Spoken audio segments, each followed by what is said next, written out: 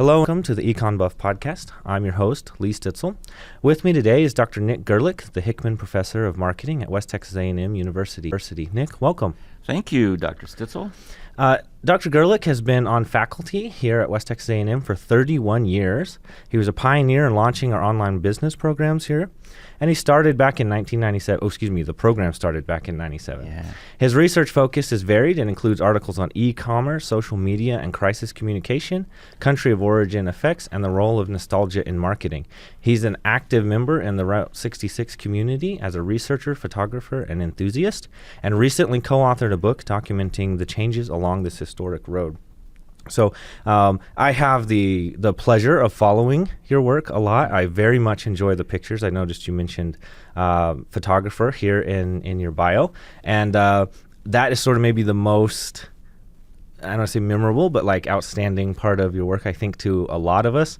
And so, I do kind of want to make the point that as having you on as this marketing professional, I want to say that like a lot of your work has bigger reach outside of just the academic world, especially the stuff that you do on Route 66. So our topic today is the Amarillo minor league baseball team. So you and I have this sort of interesting connection here where that's something that you're interested in. You work on the marketing side. I teach sports economics. So I thought this was a really interesting intersection of what it is that we do.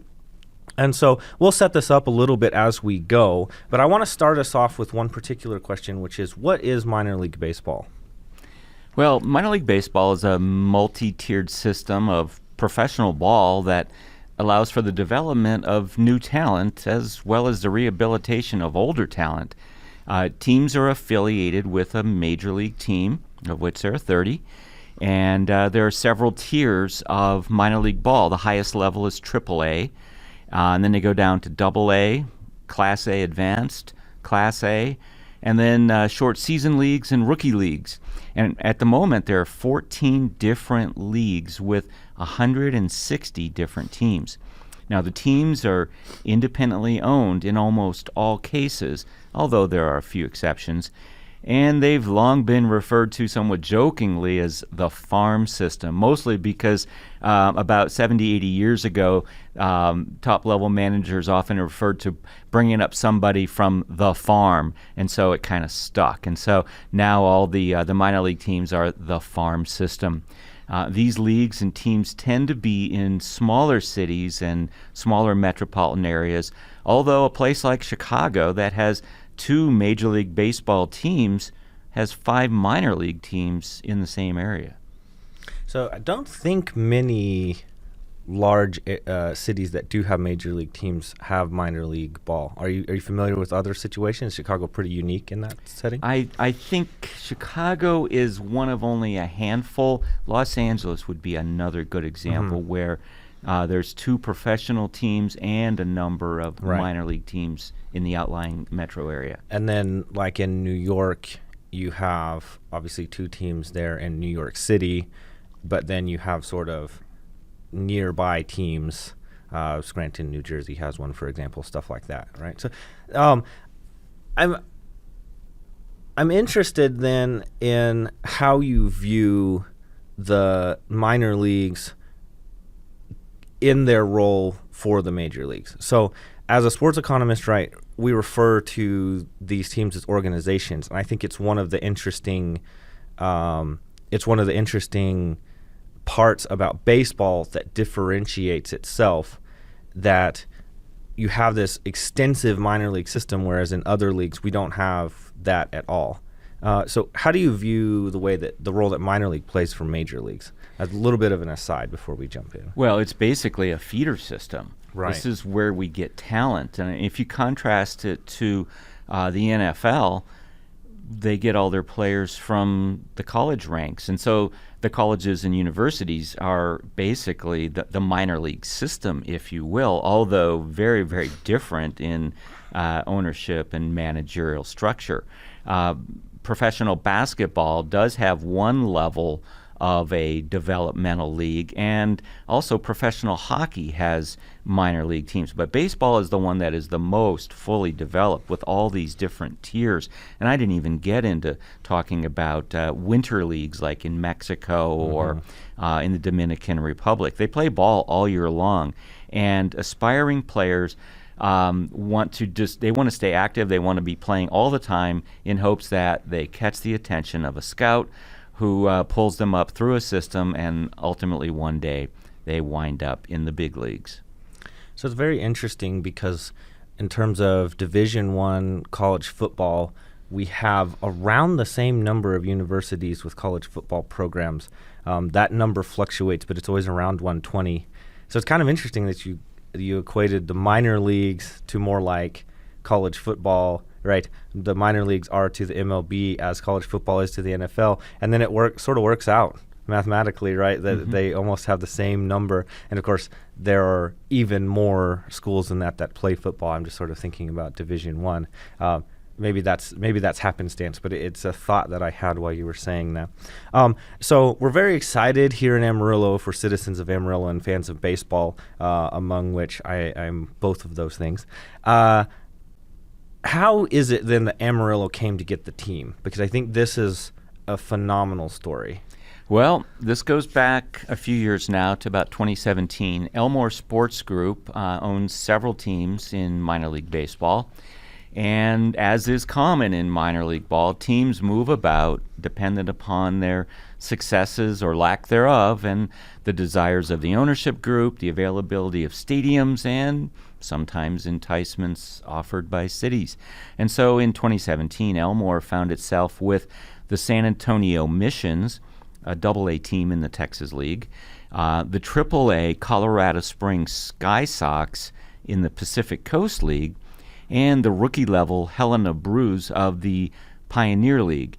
Now, the Missions wound up moving to Amarillo, but left their name behind for the Sky Sox to adopt. So Colorado Springs is now moving to San Antonio. San Antonio's moving here. And the Helena team moved to Colorado Springs, where they are now known as the Rocky Mountain Vibes. It was, it was just a big checkers game, basically moving these pieces all over the board. But after all of this shuffling and moving, Amarillo came out as a winner with a new team entirely that it never had. San Antonio moved up in stature from AA to AAA. Colorado Springs went down a few notches, and Helena just lost out. So there's a lot of movement between, which clubs are associated with which minor league team.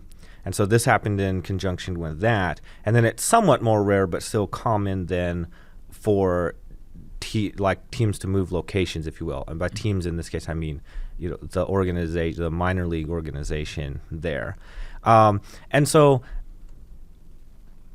this may not be, quite in your wheelhouse, but I am sort of curious if you know any of the reasons for these type of movements, right? So sometimes from a development side, you have cases where you don't want to put players in certain literal physical environments because baseball can be played differently if you're in the thin air of Colorado, for example. Right? So this is a well-known problem that in Colorado the air is thinner, the ball seems to carry more, and there's actually lots of papers even this about the physics literature about what's happening there, right? And so it strikes me that your Sky Sox might be a problem. I'm sort of using scare quotes there in that context. So as a baseball fan, I imagine that to be sort of part of the mechanism that happened here. So I'm curious, is this just business machinations that are happening here, or are there specific forces that we can point to that cause these particular things? My perspective on it is that it is primarily business. Now, there might be some behind-the-scenes wishes of the major league team wishing to have placement in certain markets around the country, but from my perspective, this is more about money. Okay, so it is a business, Elmore Sports Group having an opportunity to put their teams in bigger markets and capitalize. Okay, that's neat. So I did kind of want to tell a sort of brief anecdote that I had. I did my graduate work in Oklahoma, and so I got to see those teams there in Oklahoma up close, in particular the Oklahoma City team, which moved from being the Red Hawks to the Dodgers while I was there. And from my understanding of that situation, the Dodgers bought both the Oklahoma City team and the Tulsa team so that they could have a AAA in Oklahoma City and a AA there in Tulsa for the express purpose of being able to evaluate their players in like a neutral stadium environment, i.e. the ground isn't hard like it often is in Arizona, and so you get weird bounces. You don't have thin air like you do have in Colorado. You don't have like extremely gusty wind. Maybe that's debatable in Oklahoma, but you don't have extremely gusty wind that you might be worried about in particular areas. And so from like a development perspective, that's kind of part of their reasoning there. So I was curious if we knew about any of those ties here. Well, that could actually be a good example to contrast with the Springfield, Missouri Cardinals. As I mentioned a few minutes ago, there are a few exceptions where the top-level teams actually own their minor league teams. Well, the St. Louis Cardinals own the Springfield Cardinals, in same state, 200 miles apart. And so it makes it easy from a management perspective to go check on what's going on down at the farm. Mm-hmm. And I guess the same thing would hold true for the Dodgers. If they come to Oklahoma, they can check on two teams that are only 100 miles apart. But those are exceptions. And I've seen another one, I think, with the Atlanta Braves owning one of their farm teams too. Yeah. It's very interesting because you have a lot of these. You actually anticipated one of my next questions, which is to talk a little bit about what it means to be independently owned. Whereas, all the teams have sort of deals, if you will. And so you have, for example, the team that I root for is the Rangers. They recently struck a deal with Nashville's AAA team, so now they're the Nashville Sounds. That is, almost nothing changed in Nashville except where the players are being supplied from is from the Rangers organization, when before it was, I'm not sure. Let me not say, because I can't remember. But it was a different organization before, and so I've kind of watched and kept an eye on the way that they move that around, and so it might be valuable to an organization like the Dodgers to have some kind of stability. You said it's easy to check in on them. They also care about where it is that they're moving players from, like your AAA location relative to your team, your home stadium might be a factor. Now, the Dodgers don't seem to care about that because they're going halfway across the country, but the Cardinals do seem to care about that because they're there in Springfield. And I remember a lot of discussion between the Astros taking over the Oklahoma City team back before the Dodgers came in, and that they wanted closer proximity to their home field. And the Rangers had actually been that AAA team even before the Astros took it over, and so those two teams seem to have cared about that at that time. And at the end of the day, like you said, right, this is musical chairs, and so sometimes you just get caught holding the bag. And there was I don't want to run away with this topic too much, but there was a case I remember where the Rangers had a single-A club in Myrtle Beach, which is a very popular. That's one of the best minor league clubs going, and they lost that contract, and the Cubs got it, and then the Rangers were one of the last teams to settle, and they ended up in what's called high desert, and that's that kind of problem that we were talking about before, where you can't evaluate players in that environment because the ball just flies out of that park. You just can't keep it in the park at all. You could make the same argument about Amarillo. You could almost bunt it over the left field wall. Even though it's a typical size field, the way the prevailing wind is here in the late spring and summer, blowing out at 20, 30, 40 miles an hour, it's not uncommon for them to have home run derbies out there. Right. A pitcher's nightmare. Yeah. So that's interesting because Amarillo probably plays true except for the wind. That's my impression. Do you get the same impression? Right. And so then the problem is if you're a pitcher who's fortunate enough that to start on a day where the wind isn't too bad, you feel like you're getting a fair shake. And if you're out there and it's 20-mile gusts straight out to left field, you don't want to pitch to any right-handed hitters, right? So let me ask this then. I know that especially given your photography background, you have a sense of these kind of things. It's my non-scientific impression that in Amarillo, when the sun goes down, the wind tends to fall as well. Do you see that as being a factor in like how the field there in Amarillo plays? Absolutely, and you're right about the wind dying down. Especially late spring, early summer, the wind speed is often mirroring the time of the day and the heating that's going on of the earth as the sun is up, throughout the day.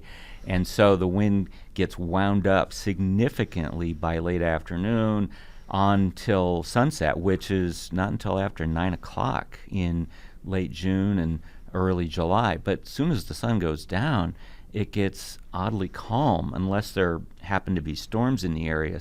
But by then the game can already be 18-12 Right. because of home runs. So the first pitch is often at 7, and so you're saying, yeah, sure, it's fair enough to say the wind is probably dying down, but you're talking about 9 o'clock, not 7. Yeah, okay, great point. So we've kind of set the stage here. How did Amarillo come to get this team? And you made the point sort of in passing, and I think this is an important point, so you feel free to correct me on that front. But a big part of that is Amarillo's willingness to build a stadium. So can you talk about how that factored into them getting the team? Yes. The recommendation for a stadium actually came about a number of years ago from a consulting firm that no longer is in business and kind of got discredited on a number of different levels for various reasons. But it was all part of the beginning of downtown redevelopment in Amarillo. And Amarillo is no different from most other towns our size. There is a very big movement toward reviving our center cities, and rightfully so, because that's the heart and soul of every town. It's where it started, and it shouldn't be where it ended. And so a lot of towns have turned themselves around, literally, and are trying to grow inward as opposed to outward. And so there's been an emphasis on hotels, dining, entertainment, and sports, along with convention centers. And so Amarillo was really little different from most other cities its size about 10, 15 years ago, getting advice to do this kind of activity. Well, after the controversies with that consulting firm, it kind of died down for a while, but then it arose again in the mid-teens, and the city found a way to fund the stadium without being a burden on property owners, and that was through the hotel occupancy tax. And a lot of folks don't realize that when you rent a room or a car in any town, you're usually paying at least double the normal sales tax, and half of that is what goes to the city. It goes into their coffers. In the state of Texas, it's heavily regulated as to how that money can be used. It can't just go into general funds and become, a slush fund to, just play with and have fun with. No, it has to be used for tourism-related functions, of which a stadium can be argued fits that bill. And so that was the argument put forth by the city, that we could use hotel occupancy taxes to pay for a new baseball stadium. And of course, we already had an old stadium, and it's old. It's kind of rickety and all that. And it's the American way to want to get rid of our old stadiums and build shiny new ones. And anyway, long story short, City Council decided or voted to move ahead with this new stadium. And like just about all building projects, especially ones that are municipally backed, costs went a little bit higher than anticipated, and so it wound up being a little more, and it depends on who you talk to for the estimates. Some say $45 million. Skeptics will say, oh no, it was more like $70 million. Wow. It's a lot of money, and especially for a stadium that on a good day with people standing around in the outfield and in the picnic areas and sitting on the grass and so forth, can pack maybe 7,000 in there for 70 home dates. People are busy doing the math here. How long is it going to take to cover this and actually make some money on this? So as it stands, we're dependent upon the taxes coming in from other people, tourists, people passing through town, business people coming here to do their jobs and so forth, people renting cars. And as long as those numbers stay good, we should be okay. So a couple of things pop up in the process there because you covered so much interesting ground there.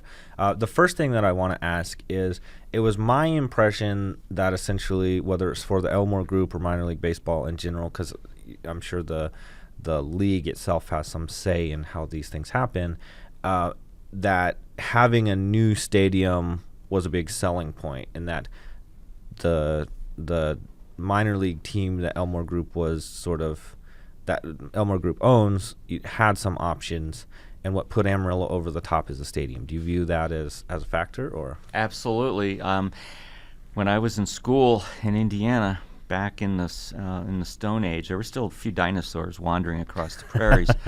Mayor Bill Hudnut of Indianapolis, former Presbyterian minister turned politician, did a lot of amazing things for that town. He made Indianapolis into the amateur sports capital of America.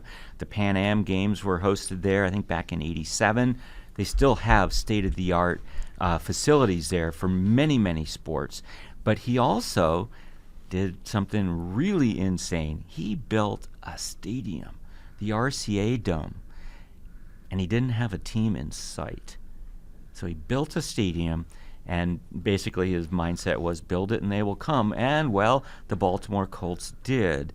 They left Baltimore under cover of darkness, loaded up the trucks and trailers, and headed to Indianapolis, where they settled in as the Indianapolis Colts.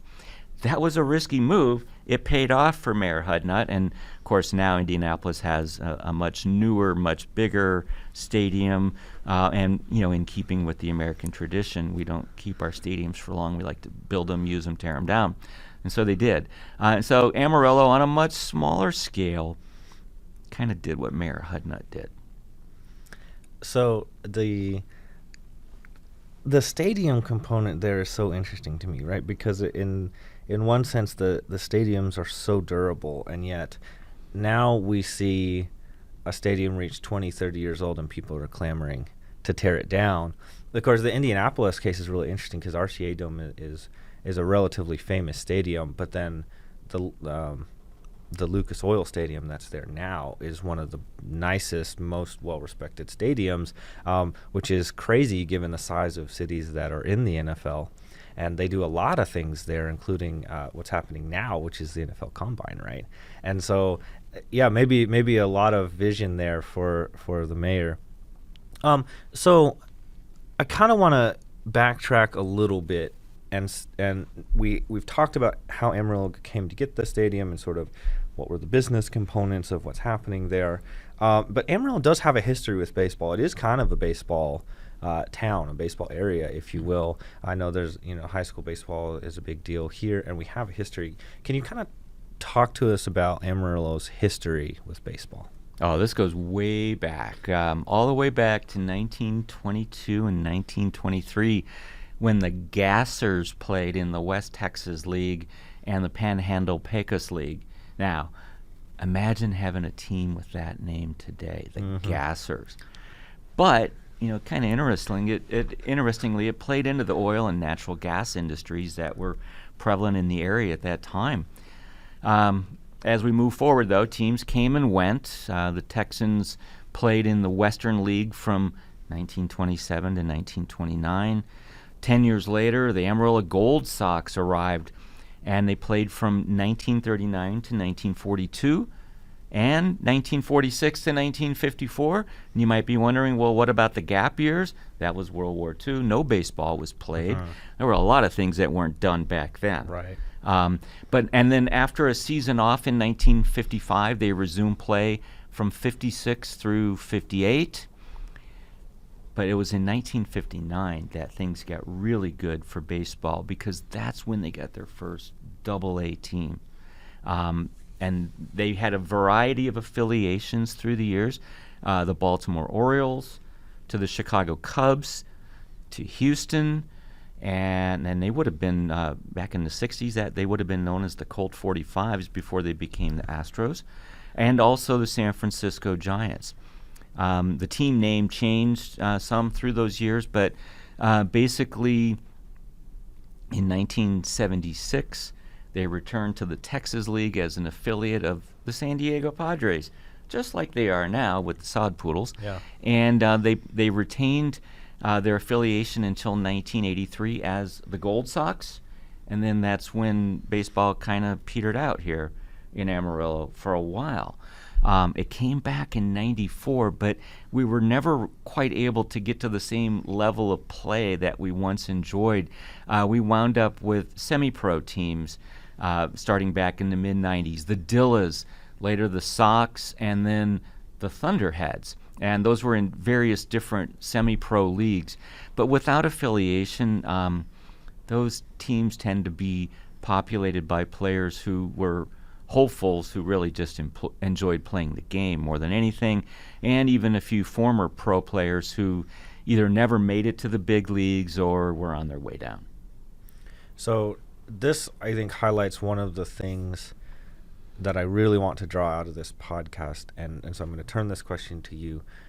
Why is it so important to have affiliated baseball? Right? Because you laid out this long history where we have stretches of affiliated baseball, and then we've got some semi-pro, and that Amarillo Dillas team that you're talking about, is sort of a dear memory of my upbringing, right? But then I don't have any sense of how is the popularity of that relative to the affiliated, and now we've got affiliated baseball back here in Amarillo. Why is that important? Well, more than anything, I think it helps with civic pride to have a real professional team that is associated with a Major League Baseball parent team. Allows for all the local fans to build strong affinities with both the organization and the players, because there's a good chance they're going to see some of the local team make it to the big leagues. And not just eventually, but possibly even in the same season, like happened last year with 4 of the Sod Poodles. So semi-pro baseball may be fun, but there's really no end game like there is within the minor league system. Amarillo will never have a Major League Baseball team, and AAA teams are usually reserved for second-tier cities with major population centers like Oklahoma City, right, Albuquerque, etc. And sure, there are some legacy teams in cities still in the big leagues like Pittsburgh. They probably wouldn't be awarded a Major League Baseball franchise today. But since they were a part of this for, many, many decades, they're still in it.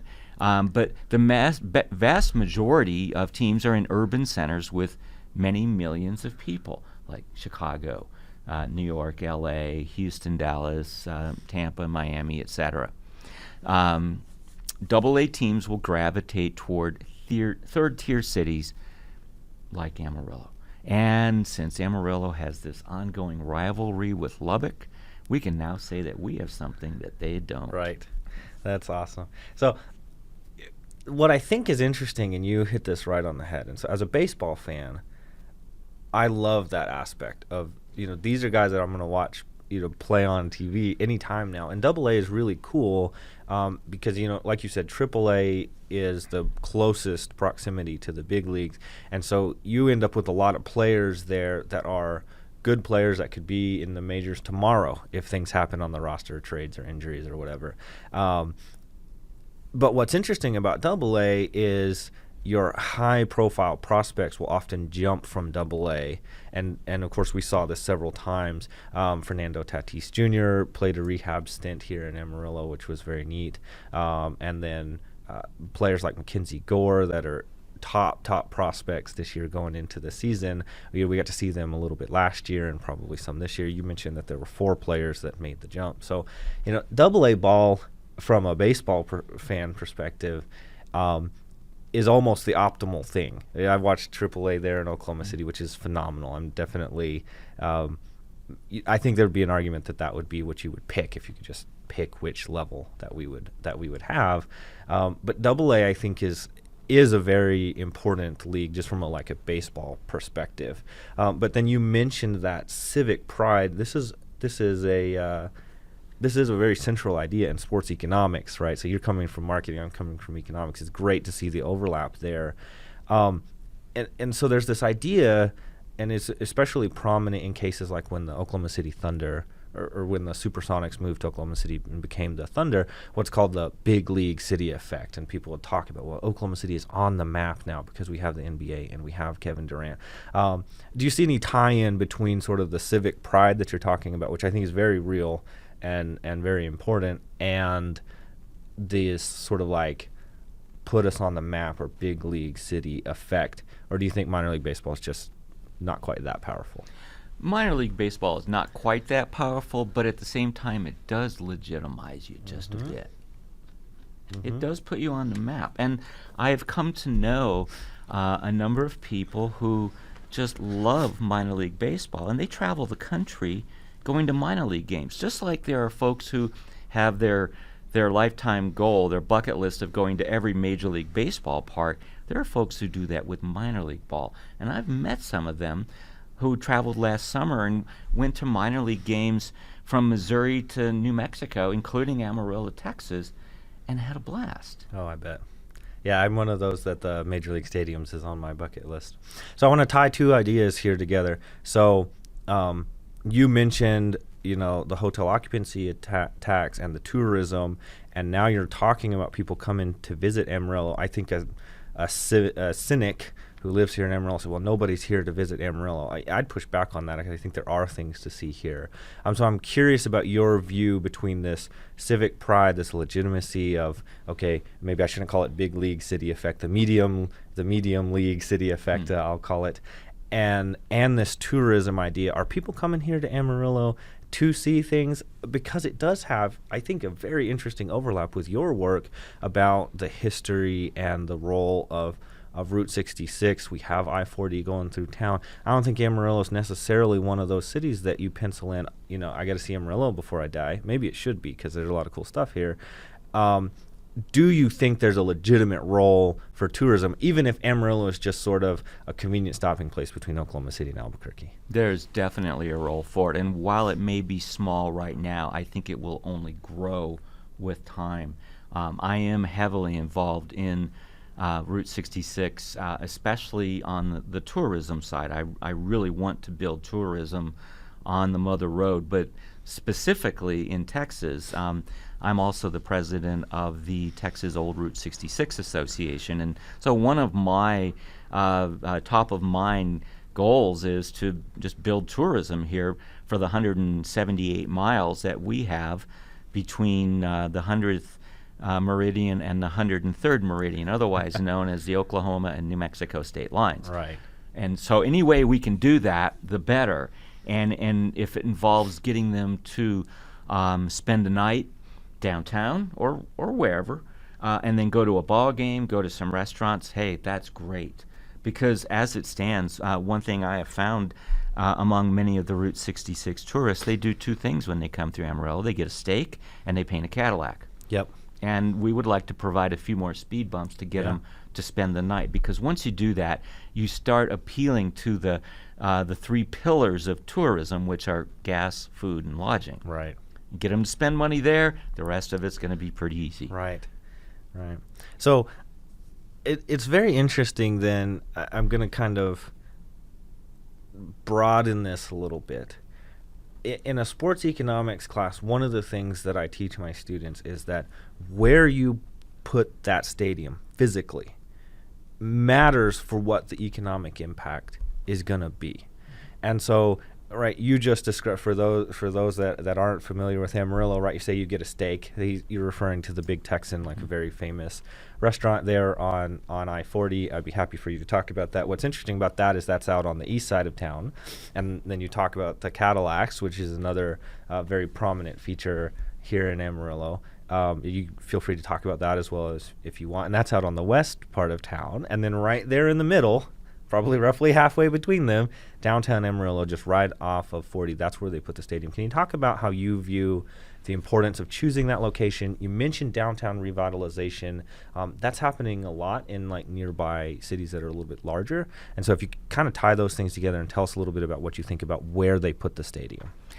I love that it is downtown. It's very, very on trend these days.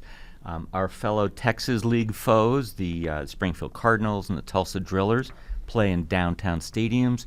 The Oklahoma City Dodgers of the Pacific Coast League also play downtown Oklahoma City, specifically in the Bricktown district.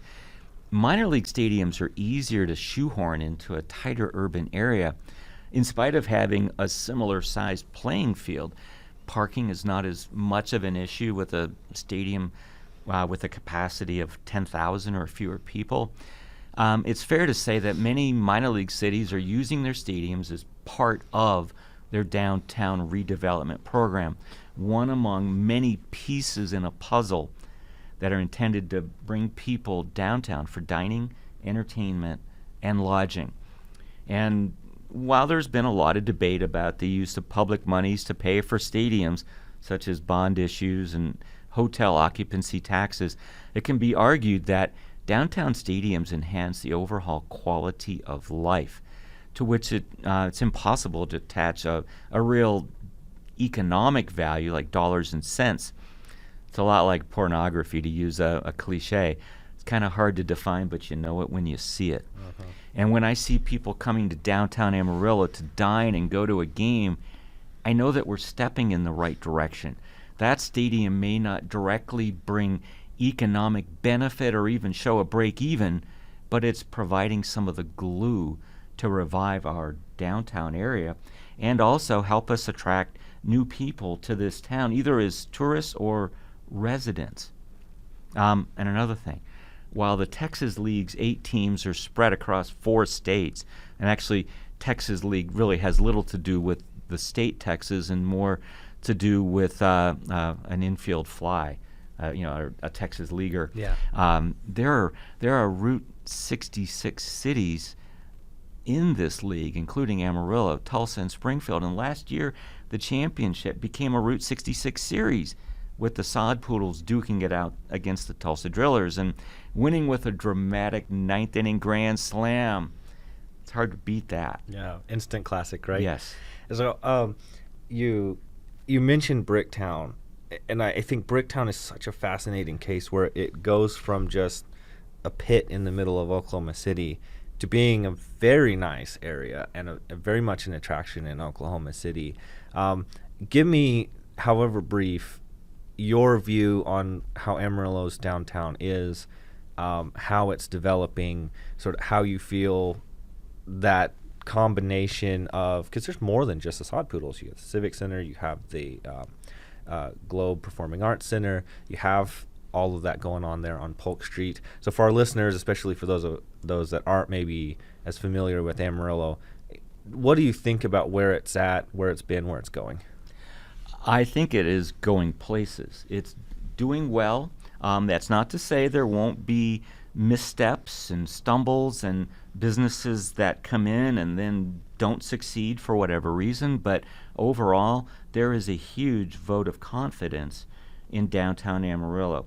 Sometimes we might like to see it happen a little faster, but even our biggest cities, New York, Chicago, and so forth, they weren't built overnight. Mm-hmm. They grew over time. And so Amarillo is growing slowly over time downtown, and that's kind of in keeping with the area's conservative outlook on life anyway. We like to hold our cards close to the vest and make our moves calculated and very deliberate. And so we really don't want to see something just explode overnight, because that's really not on solid ground. We want to see it do it very deliberately, very slowly, very carefully, methodically, and that's where we're going. Right now, we've got 2 really good hotels downtown. We've got the Marriott Courtyard, and we've got, which is the renovated Fisk Building, a 1928 structure, and then the brand new Embassy Suites Hotel, that's conveniently located diagonally across the street from the stadium and right down from the current Civic Center. But at the corner of 6th and Polk, the Marriott Barfield Hotel, an autograph hotel in the Marriott collection, will be opening very soon, and it's an old building, a 1926 structure that has stood vacant, gutted for decades, is now turning into a very posh boutique hotel. But wait, there's more. Just up the street 3 blocks, the Rule Building is going to become the 4th boutique hotel in downtown Amarillo.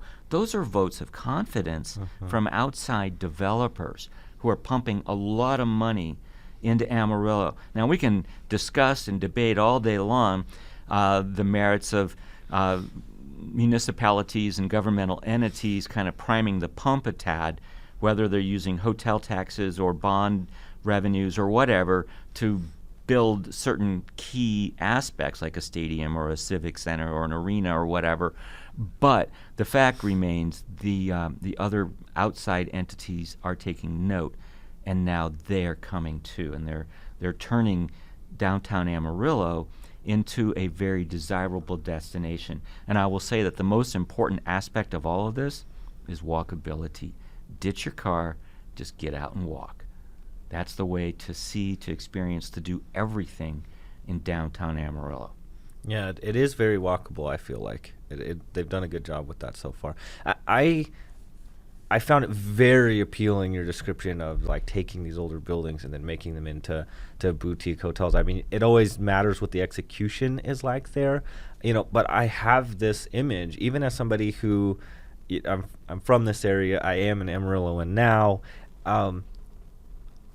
When I think downtown Amarillo, I literally have images of these maps with those old buildings that you're talking about, and I can't point to which one's which or that kind of thing. But like the Santa Fe building, for example, downtown, I can envision that, and so it is very appealing to think about. We take some new business, some new life, some development, and infuse it and combine it with what we have down there. You're not going to run over downtown Amarillo. Hopefully, you get a really nice product out of that. Okay, so we've talked about the stadium location. Let's go inside the stadium here. I get the impression, the outside of the stadium, I could see where people might have sort of a somewhat negative view of the way that the outside, but it does feel like it fits in downtown Amarillo to me. And then when I think about inside stadium, I mean, I was blown away the first time that I walked in there.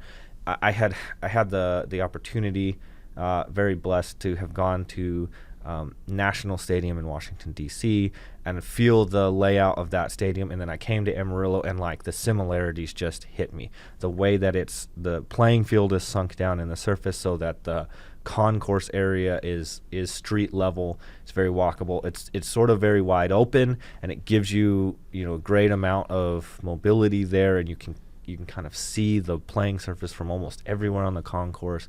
So I got, from a baseball stadium design feel, I just loved the way that they laid the stadium out. So give me your impression as a marketing expert here. How do you view the outside of the stadium, how that fits in downtown Amarillo, especially where it's located, like you said, across from the hotels? And then what do you think of the inside of the stadium? And of course, you can go into more detail there if you want to talk about some of the different features. I think it's a beautiful addition to downtown Amarillo. Some people may be turned off by certain design elements or colors or whatever, but I think they're important. There's a lot of yellow on the outside of the stadium. Well, okay, guys, we live in Amarillo. Yeah. Yellow, come on, get with it. It goes with the territory. It's just a nice subtle nod to where we happen to be. It is a beautiful stadium, and the best part of it is not the outside, it's what's on the inside. There's not a bad seat in the house. And the true beauty of it is, if you feel the need to take a 7th inning stretch in the 4th inning, you can just get up and do a lap around the stadium and not miss a pitch. You can't hardly do that anywhere in pro ball. So you've got ultimate mobility. You can go check out all the food and beverage vendors. You could even go sit on the grass for a while if you want to out in right field. But you can take in the game really on your own terms, and for a very, very inexpensive price. This is cheap entertainment. So talk about the colors a little bit. So we've got the kind of, I hate to describe it this way. Maybe you have a better way to describe it. Sort of a dull yellow brick on the outside, and then you have the logo that says Hodgetown, and it's got the stalk of wheat there, and then you have, of course, the like fencing that sort of I think fits with those colors. You go inside the stadium, and of course, all stadiums are going to be concrete, but then you have these elements that match some of the team colors, the dark blue fencing on the wall with, of course, the yellow striping, as you're going to see in any stadium, because that's denoting the sort of official. Talk to me a little bit about the colors that go in the stadium, because I want to translate that here in a minute, because I'm going to ask you about the colors of the team themselves, those jerseys and logos. Well, this all really ties together here, but I think the colors are genius. They reflect highly upon local and state elements. Obviously, yellow goes with Amarillo. Texas, the red and the blue are huge, maybe even more huge than at the national level, right? Seriously. Because we always joke about when we see the flagpoles, the Texas one is about a half an inch higher than the national one. I don't think anybody's ever measured, but it's just an ongoing joke. And so we take those colors very, very seriously here. They are very nice reinforcements to everything that we hold near and dear out here. We've got our yellow, which is our city name. We got our red and blue, which is our state and our country. They're all, in their own way, a call out to local history and culture. But here's what I like. At a more subtle level, they're about as patriotic as one could get. And baseball is as American as apple pie. This is our long-standing tradition with the boys of summer engaged, in our very own pastime right here in downtown Amarillo. At the national level, attendance at Major League Baseball games has been on a slow but steady decline, as well as viewership on television. But subtle yet effective marketing tools like choice of color can help reinforce those old traditions and remind people of our recreational heritage. We may be living in the 21st century, but the game of baseball is essentially unchanged from a century ago. Well, except maybe for the designated hitter. Right. So you're talking about the red and blue. I sort of led you in with the stadium there. You're talking about the jerseys. There's not a lot of red in the stadium. Is that right? Not a whole lot. I'm Mostly blue. I'm trying to picture. Mostly blue. And then how do you? I want to come back around to the jersey and the thing that you said because it's very eloquent. But how do you view that dark navy that's the walls and the batter's eye? So for our non-baseball fans, you'll notice if you're watching a game in the stadium or on TV, you'll notice directly from imagine you were standing in the position of the batter, you look out beyond the pitcher. Sort of by regulation, you have to have, no fans. You have to have a steady color so that the batter can pick up the ball coming out of the pitcher's hand for obvious safety reasons, and that's called the batter's eye. Here in Amarillo, our batter's eye is a giant navy wall, which I imagine is excellent to serve as a batter's eye. If you look in the majors, there's lots of very cool and unique versions of batter's eye, including like the ivy that they have in Camden Yards in Baltimore, and the waterfall and the walls there in Kansas City. We could probably go on and on, right, about what the different batter's eyes look like in all the different places. Here in Amarillo, one of the only things that I felt from a design perspective that I wasn't crazy about is just how much navy blue is going on the wall and then the batter's eye. Am I overselling that, or does that strike you as well? I think it's important to have that dark color. It makes the ball a lot easier to pick up when it comes out of the pitcher's hand. That's critical. I mean, you picture yourself playing at Wrigley Field where you got ivy growing everywhere out there, and now you've got to see a ball with a backdrop 400 feet away, albeit, of just lush greenery, and it can be hard to pick up the ball in that context. The dark blue makes it really easy to see the white ball. That an important point. So now you went to talk about the colors. The team came out and announced their colors and team name. We got to get to the team name. I'm sort of holding that in reserve for a moment. We'll do that next. They announced the team colors. I actually really like the way they did it, and like my reaction to the jersey, the logo, the colors, everything was super positive. I just loved it. So what they did is they've got like a classic red, white, and blue, like you talked about, and then they add elements of like a light blue, and then they add that yellow in, and to me that's the finisher. I really like it. It goes with the logo itself, and then they weave it into the colors. I think, and this comes from a Texas Rangers fan, right? So that's a red, white, and blue team that, and not super crazy about the way that looks. There's something about, I think you said the word subtle, right? There's something about the subtlety of adding that light blue and that yellow that just really looks great. And then they have several variety of jerseys, right? They got the white with the blue caps, the white with the red caps. I think they have like a digital camouflage looking thing that's base color is red, which is very cool. I'm sure the kids love that. They've got a light blue jersey with yellow lettering. Talk to us a little bit about those color choices. I know that you kind of teased us with that a little bit. How do you view those color choices, specifically that light blue and that yellow, and how they got added to the red, white, and blue? The yellow is more than just the origin of the city name, but also the dirt, the sand that blows around, and also a nod once again to the amber waves of grain, one of our principal agricultural products out here. But the blue, the light blue, it's a retro blue, and that speaks to our Route 66 heritage. And so it's another one of those little things that a lot of folks don't know, but it ties it all in a really good knot. There's something about the light blues that looks so good when you use it sparingly. Mm-hmm. They've done that really well here. So I want to turn now. The team naming process was super interesting and super divisive here in Amarillo. I think that's as interesting as a story as I think I've heard in a very long time. And of course, I got to witness it firsthand in person. So I'm not going to steal your thunder. Lay out for us how the team name came to be and sort of how you view that process. Well, this is where things got a little messy. The team announced a naming contest, inviting the general public to submit their favorites. And as you might expect, when you throw open the doors like that, everybody and their brother is going to submit something. The underlying assumption was that one of those names would be chosen, and it would thus be a completely grassroots effort to involve the public. That was partially true.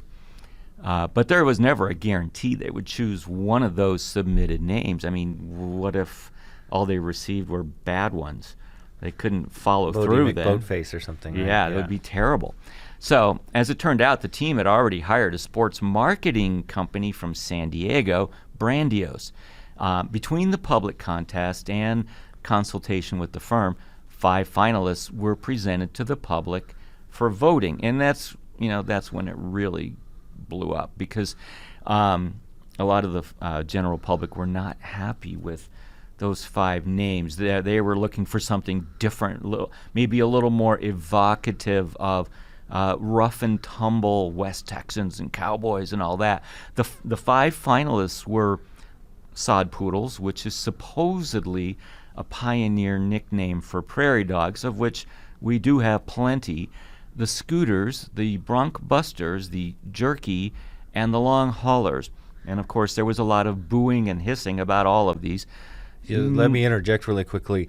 Those are objectively terrible names, especially the last 4. Yeah, and even the Long Haulers was a reference to somewhat to Route 66, and also the fact that Amarillo is kind of a truck stop town. Yeah, those are boring and not evocative names, the last 4. I didn't like any of those. Yeah, exactly. So people felt like their submission should have been the one chosen, because they didn't feel like any of these reflected kindly on the tough West Texan mystique that they think typifies this region.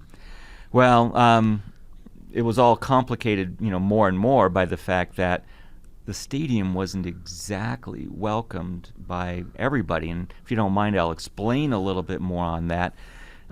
Funded by the hotel occupancy tax, the stadium had been proposed, years earlier, and the cost kind of got a little bit higher than what they had originally said.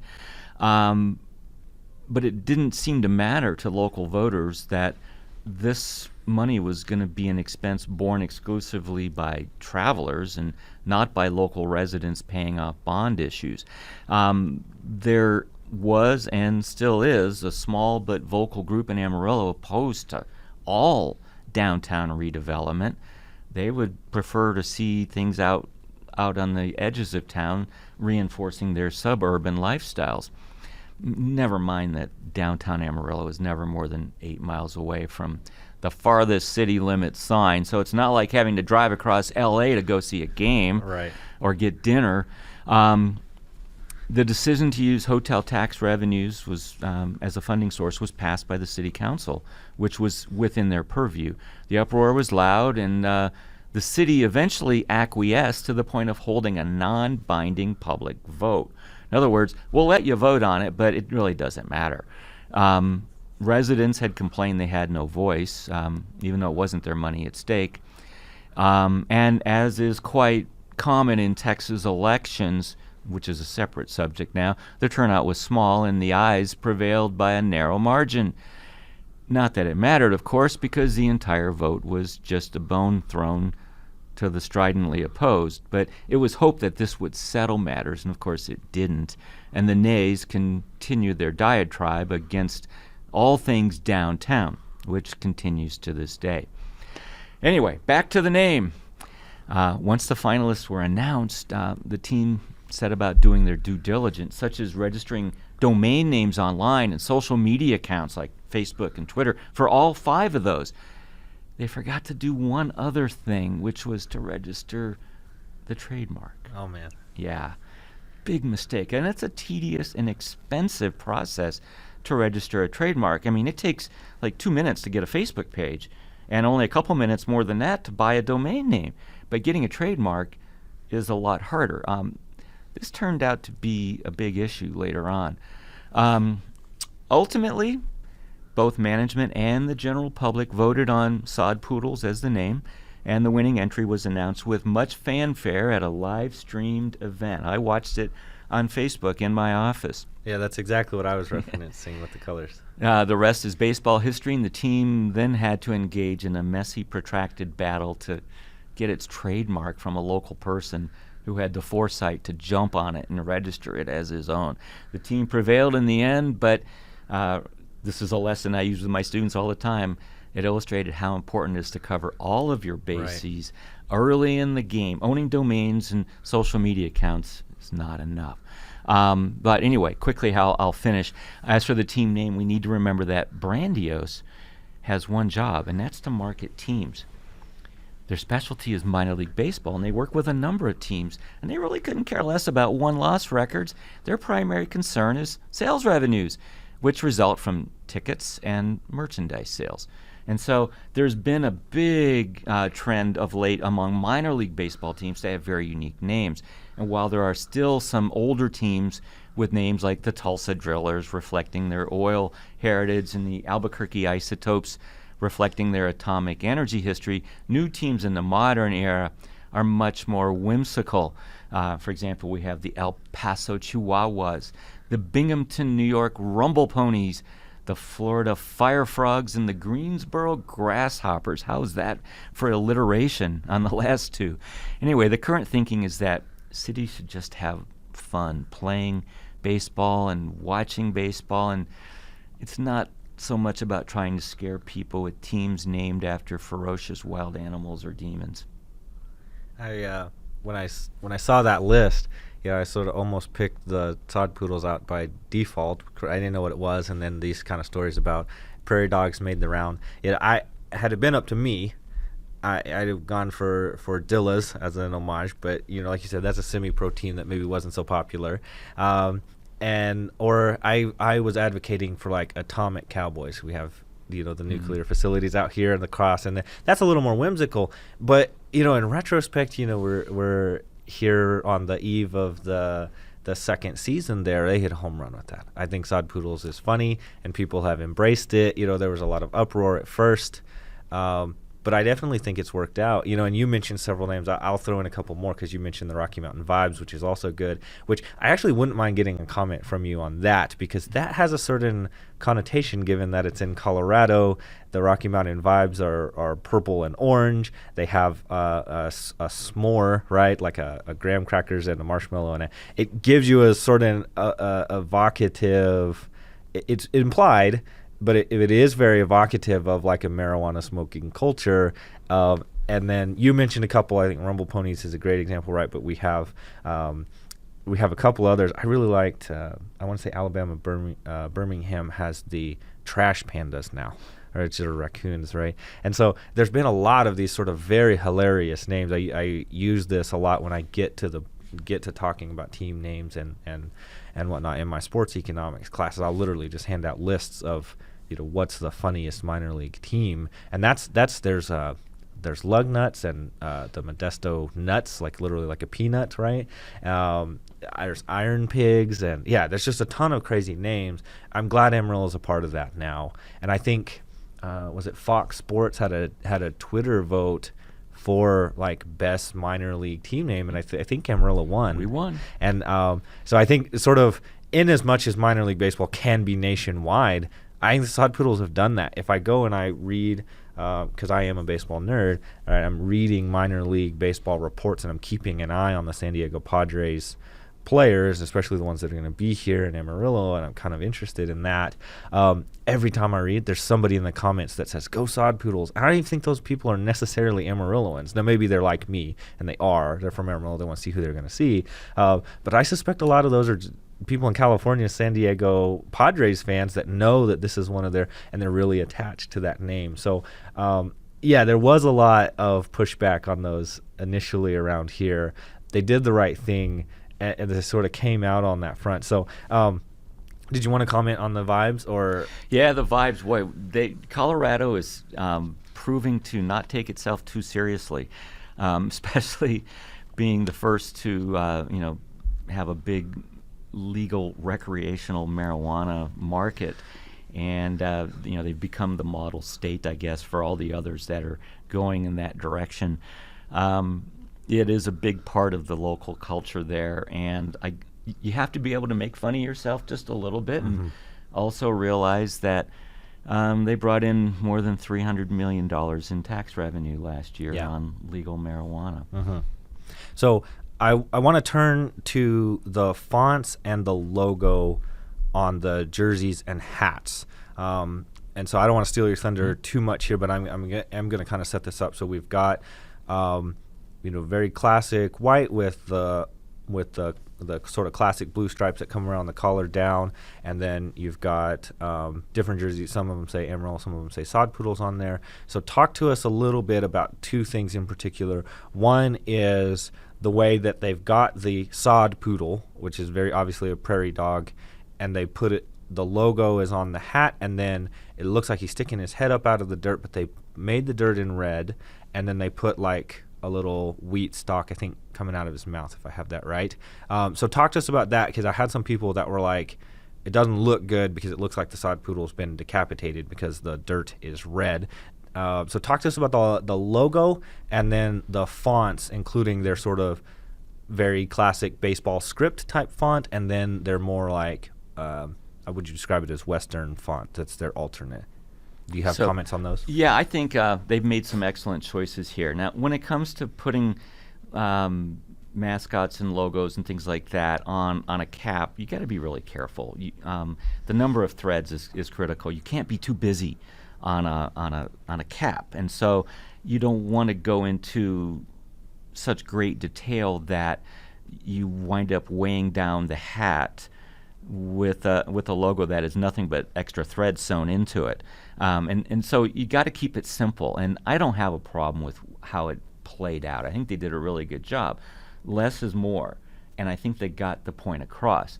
More importantly, I think, though, is like you mentioned, the fonts. I love the classic fonts.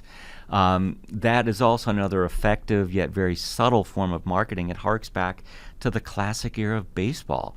And in some regards, you could say that they are using nostalgia as a marketing tool. Okay, many adults, especially middle-aged guys and older. I'm pointing at myself. I'm more than middle-aged. I'm whatever. But anyway, I have memories of going to baseball games with my dad. And I don't intend any of this to be sexist, of course. It's just that when I grew up, it was more of a father-son thing. But today, I take my daughters to sod poodle games. This is a family thing. It's not just a father-son thing. So that gender division, it's over.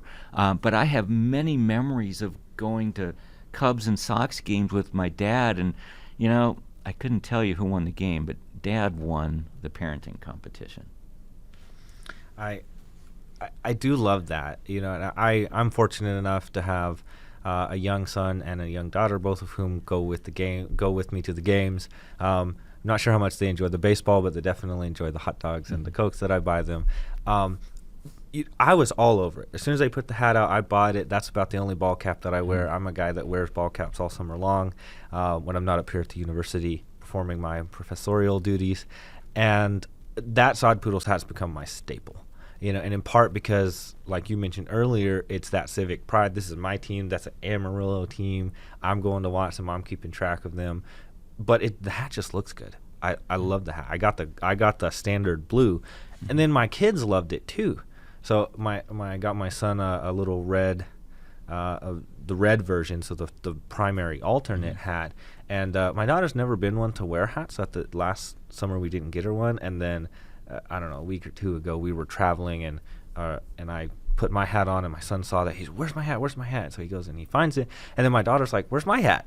And we're like, well, you never wanted a hat before. So she's gonna pick one out next time we go to a ball game there at the Sod Poodles. If she wants one, she can definitely have one. And so I think that appeals. They did a good job combining that sort of. It is nostalgia. It is well done enough that an adult can wear it and like it, but it definitely is that whimsical that's going to appeal to the kids. So I think they hit it out of the park with the logo and the font. So we're around the hour mark now, so I kind of want to bring this in for landing, and I think we've come a long way from how do they get the team, where's the stadium, how's the stadium, all that kind of thing. I kind of want the jumping off point for this to be, you mentioned they brought in, I forget what you said, $3 million in revenue or whatever. So they set the Texas League attendance record. They won the Texas League championship there. Talk to me about how Amarillo is receiving the team. Is that just a honeymoon effect and it's a new team and you kind of think things are going to die off this year going forward? Is it going to become a staple? Is downtown reviving and the Sod Poodles are at the center of that? How do you view the future of Amarillo and its baseball team? I think the future is very bright. I can't say with absolute certainty if they'll break the attendance record again this year, but I think the odds are good. They're going to have a full house most of the time. Amarillo already showed that it has great pride in this team. A total newcomer. We hadn't had pro baseball since the early 1980s. That's a long time. That's a long drought. And we were hungry for some real entertainment. Not, some guys who just want to come play ball, for fun, like a, Sandlot League. This is the real deal for Amarillo. So we just moved up a few notches in everybody's eyes, and probably most importantly, our own. So I think it has many good years ahead of it. My guest today has been Nick Gerlich. Nick, thanks for joining us on the Econ Buff. Thank you for listening to this episode of the Econ Buff. You can find all previous episodes on YouTube at Econ Buff Podcast. You can check out our website at econbuffpodcast.wixsite.com. That's WIXSIT.com. You can contact us at econbuffpodcast@yahoo.com.